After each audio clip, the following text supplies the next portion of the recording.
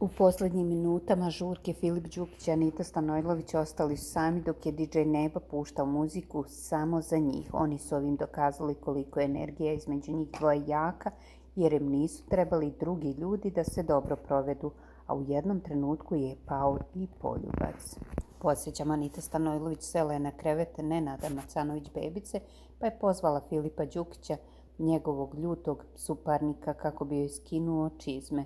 U jednom momentu pojavila se Teodora Delić, Bebičina bivša verenica koja ga je ostavila zbog Filipa, vidno šokirana scenom koju vidi, te je prošla pored njih i legla iza Anite, nakon čega im je dobacila. Kako je Filip pokušavao da skine njene čizme, Anita se prevrnula sa kreveta, a Teodora je sačekala sa podrugljivim smehom. Sve znaš, nisi mali, dobacio je Anđelo, nakon čega je Filip prišao da ga zagrli. Podsjetimo, Anđelo Ranković je Anite bivša najveća ljubav koja se desila nakon njenog braka s Jovanom Tomić Matorom.